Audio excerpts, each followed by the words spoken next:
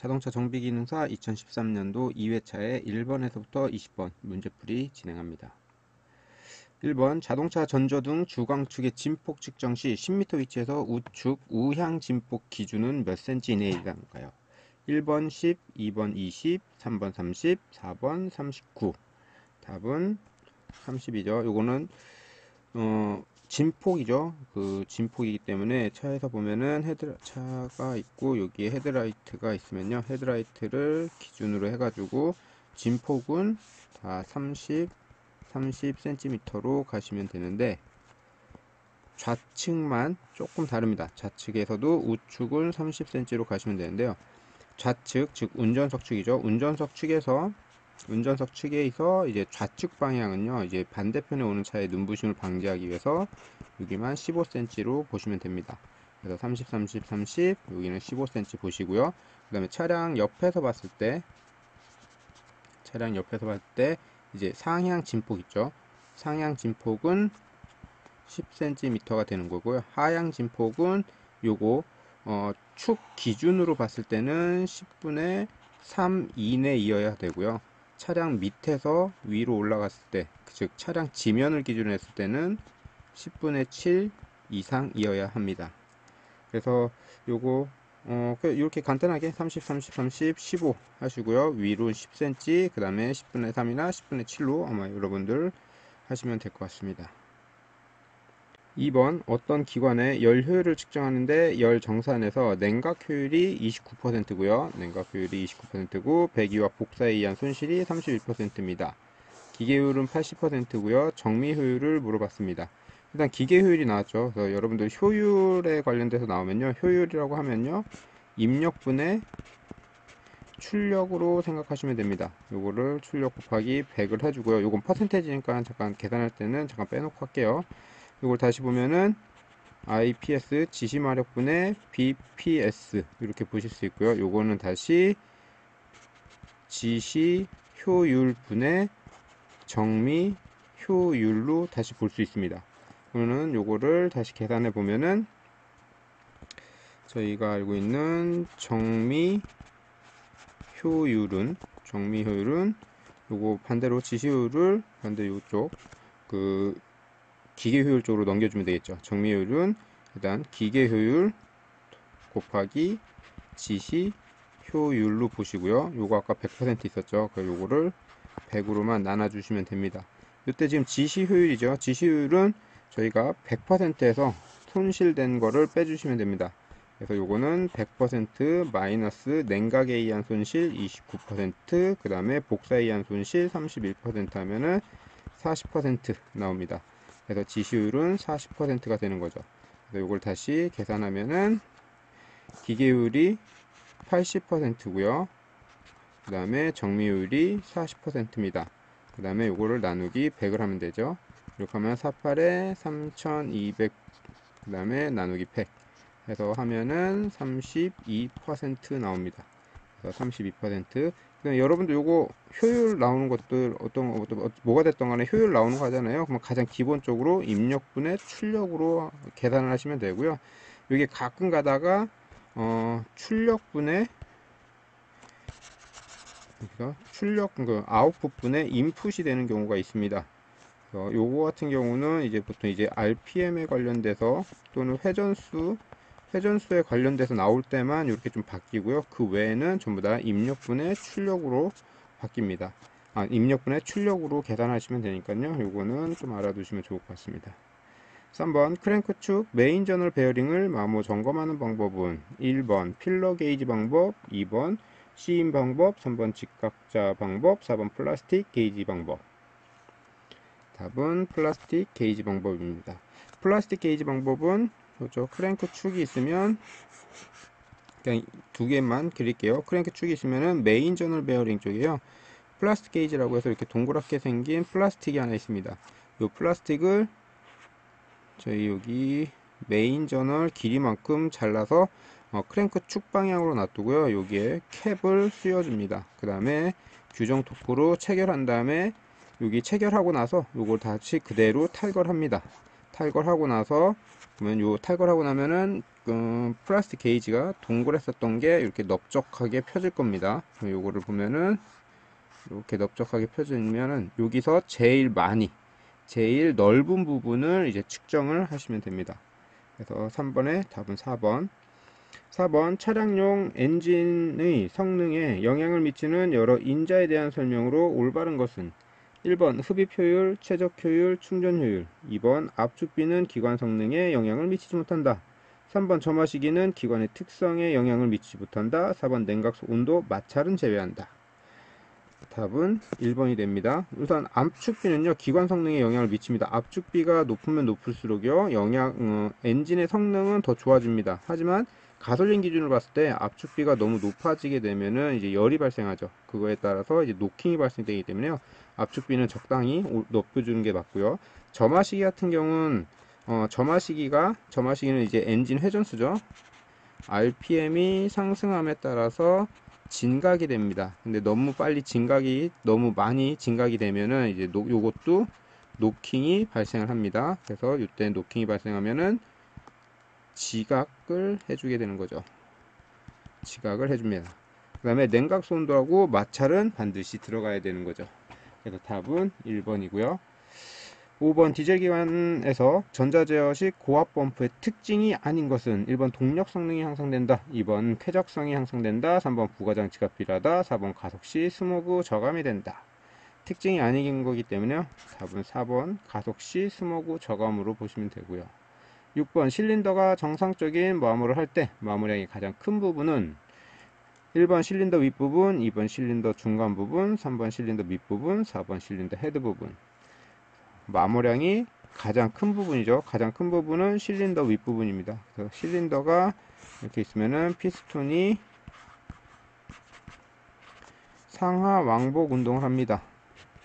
상하 왕복 운동을 하면서 요 위쪽 부분이죠. 위쪽 부분요, 연소될 적에 나오는 그 연소 압력도 있고요. 그 다음에 흡기에 대한 이물질 같은 걸로 인해서 요 위가 제일 마모가 심하고요. 그래서 실린더가 있으면은 보통 마모가 되면은 위쪽이 마모되고 아래쪽으로 올수록 점점 마모량이 적어지는 것을 볼 수 있습니다. 7번 전자제어 가솔린 연료 분사 방식의 특징이 아닌 것은 1번 기관의 응답 및 주행성이 향상된다, 2번 출력이 향상된다, 3번 CO, HC 등 배출가스가 감소된다, 4번 간단한 구조이다. 답은 4번이죠. 간단한 구조가 될 수 없는 게 일단은 전자제어로 가면서요, 센서들이 들어갑니다. 센서들이 들어가고 이제 압력을 만들어야 되고, 그럼 이제 연료 시스템도 만들어지고 하기 때문에 구조는 복잡해지고요. 그 다음에 이제 특징 중에 COHC 등의 배출가스는 저감이 되지만 낙스는 증가하게 됩니다. 다음 8번 디젤 엔진에서 플런저 유효 행정을 크게 하면 일어나는 것은 1번 송출 압력이 커진다, 2번 송출 압력이 적어진다, 3번 송출량이 많아진다, 4번 송출량이 적어진다. 답은 3번 송출량이 많아진다입니다. 디젤 엔진에서 플런저의 유효 행정이잖아요. 그래서 플런저가 디젤 엔진 독립식 분사 펌프에서 보면은요, 플런저 배럴이 있고요. 플런저 배럴이 있고, 여기가 공급하는 라인을 연료 공급하는 라인이고요. 요 위에서 플런저가 이제 상하 운동을 하겠죠. 그래서 플런저가 점점 위로 올라갑니다. 근데 올라갈 쪽에 연료가 공급되고 있더라도 요 공급 라인이 막히기 전까지는 압력이 형성이 되지 않겠죠. 압력이 형성되지 않고요, 여기 공급이 막히고 나서부터 이만큼이 형성이 되는 거를 이제 연료의 송출량이라고 보시면 되고요. 이때 이제 유효 행정을 크게 한다는 거는 요 플런저를 보면은 여러분들 이제 정리드라는 말, 영리드 또는 양리드라는 말을 들어보셨을 겁니다. 그래서 요거 우선 정리드 기준으로 설명을 드리면요, 정리드는 일단 분사 초기는 일정합니다. 요 위에가 판판하고요, 분사 말이 바뀌는데 요거는 플런저가 상승함에 따라서, 다시 그리면 연료가 공급이 되고요, 플런저가 상승을 합니다. 플런저가 상승하면은 요 플런저를 좀 이렇게 더 입체를 볼까요? 플런저를 이렇게 입체 형식으로 보면은요, 요 가운데 구멍이 뚫렸습니다. 이 구멍은 여기 이제 슬롯 부분과 다시 또 연결이 됩니다. 슬롯 부분과 연결돼서요. 요 슬롯 부분이 요 위쪽 부분이 공급 라인 쪽하고 먼저 만나느냐, 아니면은 요게 플런저가 회전을 해서 요 밑에 자 A라는 부분과 B라는 부분, 그래서 요 플런저가 회전해서 B라는 부분이 공급 라인과 만나느냐에 따라서 요거에 대한 높이 차가 좀 나오죠. 높이 차가 나옵니다. 그래서 요 높이 차가 나오는 게 얼마만큼 내가 송출량, 최적이 얼마만큼 더 많이 가느냐 마느냐 이렇게 볼 수 있는 거기 때문에요. 일단 유효 행정이 크게 되면은 연료의 송출량이 많아진다로 볼 수 있습니다. 9번 고속 디젤 기관의 열역학적 사이클에 해당하는 것은 1번 오토 사이클, 2번 디젤 사이클, 3번 정적 사이클, 4번 복합 사이클. 그래서 고속 디젤이죠. 고속 디젤이기 때문에 복합 사이클입니다. 그다음에 오토 사이클은 가솔린을 말하는 거고요. 디젤은요, 저속 디젤입니다. 저속 디젤을 얘기하고, 이제 복합 사이클을 고속 디젤이라고 보시는 거죠. 답은 4번. 10번 연료 1kg을 완전 연소시키는데 드는 이론적 공기량과 실제로 드는 공기량의 비를 무엇이라고 하는가? 1번 중량비, 2번 공기율, 3번 중량도, 4번 공기 과잉률. 요거는 공기 과잉률이죠. 공기 과잉률에서 보통 이제 람다 값을 씁니다. 람다 값은 완전 연소에 필요한 공기량 분의 실제 흡입한 공기량입니다. 공기량으로 해서 요거는 이게 말 그대로 완전 연소에 필요한 공기량이 만약에 이론 공연비 14.7대 1이다 그러면 요거는 14.7이 필요하다. 근데 실제로 흡입한 공기량이 14.7이다 라고 하면은 람다 값은 1이 되는 거죠. 그래서 요 람다 값이 1보다 큰 경우와 1보다와 작은 경우로 나눠질 수가 있죠. 그래서 1 기준으로 해가지고요. 1보다 작은 경우, 다시 말하면 실제 흡입된 공기량이 적을 때입니다. 적을 때는 농후 상태가 되는 거고요. 1보다 클 때는 반대니까 희박 상황이 됩니다. 11번 LPG 기관에서 믹서의 스로틀 밸브 궤도량을 감지하여 ECU에 신호를 보내는 것은 1번 아이드롭 솔레노이드, 2번 대시포트, 3번 공전 속도 조절 밸브, 4번 스로틀 위치 센서. 답은 스로틀 위치 센서죠. 믹서의 스로틀 밸브의 궤도량을 감지하는 거기 때문에 스로틀 포지션 센서가 궤도량을 감지해서 ECU로 보내줍니다. 12번 배기 장치에 관한 설명으로 맞는 것은 1번 배기 소음기는 온도를 낮추고 압력을 높여 배기 소음을 감소한다. 2번 배기다기관에서 배출되는 가스는 저온 저압으로 급격한 팽창으로 폭발음이 발생한다. 3번 단실린더에도 배기다기관을 설치하여 배기가스를 모아 방출한다.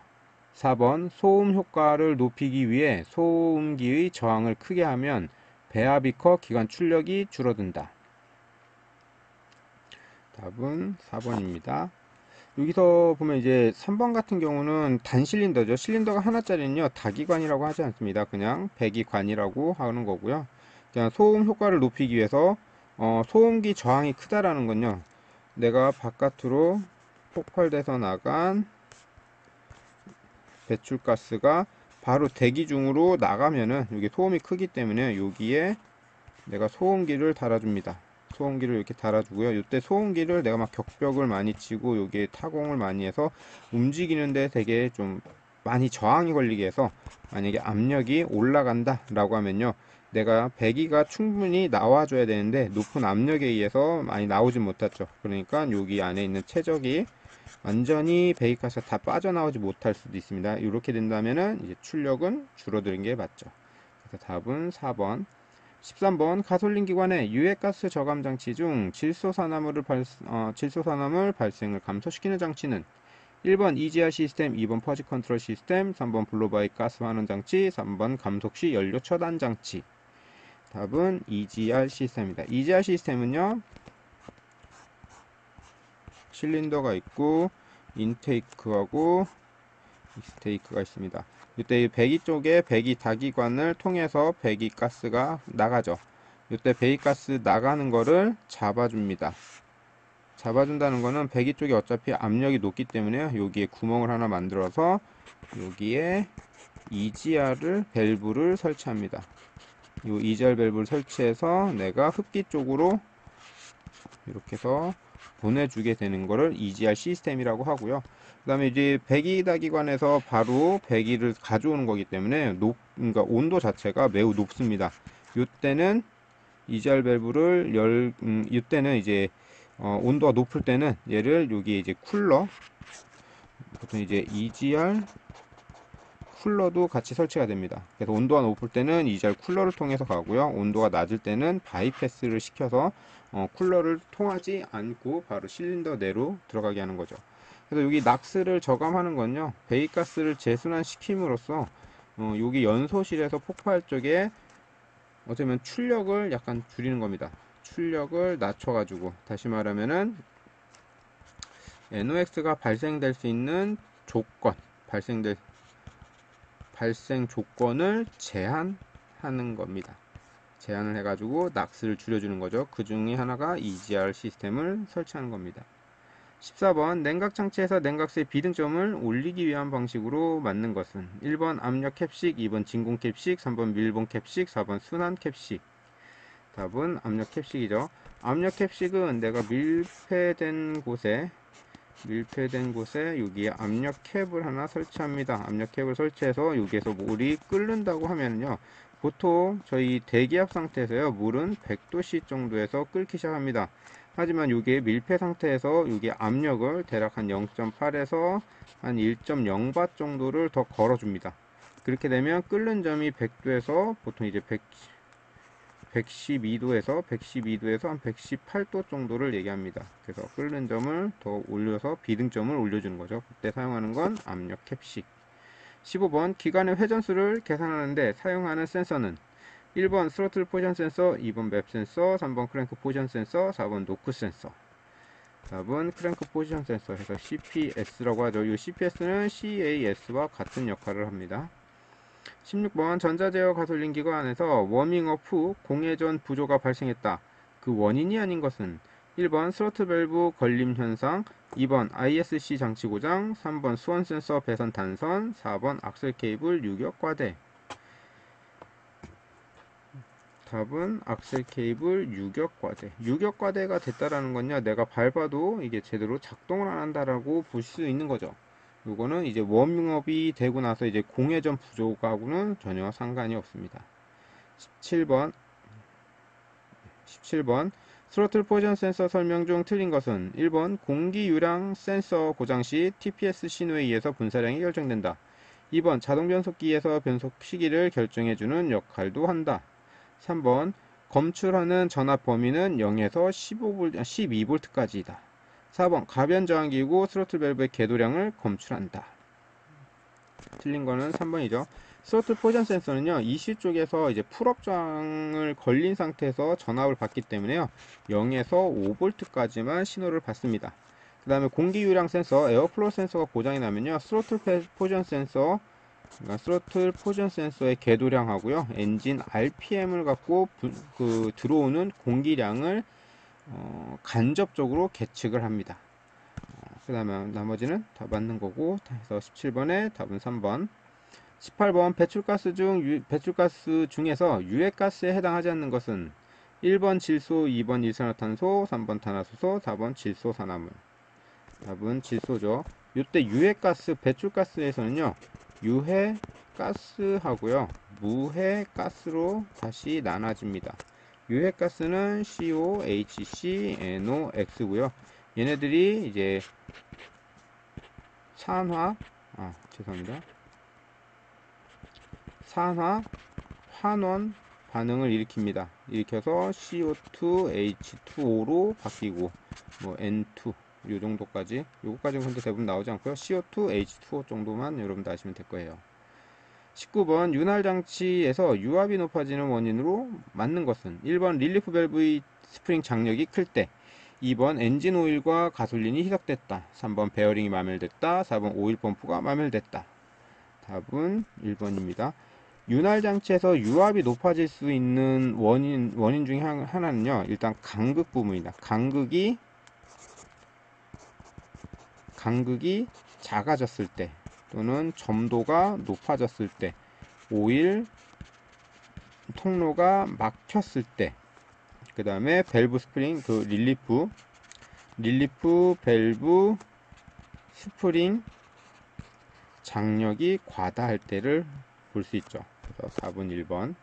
20번 자동차 연료로 사용하는 휘발유는 주로 어떤 원소들로 구성되어 있는가? 1번 탄소와 황, 2번 산소와 수소, 3번 탄소와 수소, 4번 탄소와 사에틸라.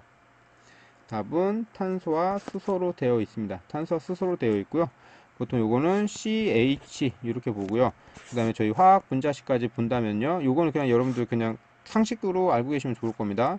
CnH2n 플러스 2라는 화학 공식을 갖고 있습니다. 그래서 이 n 값이 얼마냐에 따라서 부탄이 되기도 하고요, 프로판이 되기도 하고요. 그 다음에 이제 가솔린에서 나오는 그 옥탄, 그 다음에 헵탄, 그 다음에 더 높은 숫자로 가게 되면은 이제 세탄, 알파, 메티나프탈린 등등으로 이제 바뀔 수가 있습니다. 그래서 여기까지는 굳이 안 가도 요 n 값까지는 안 가시더라도요, 요 정도의 화학식 정도만 여러분들 알고 계시면 좋을 것 같습니다.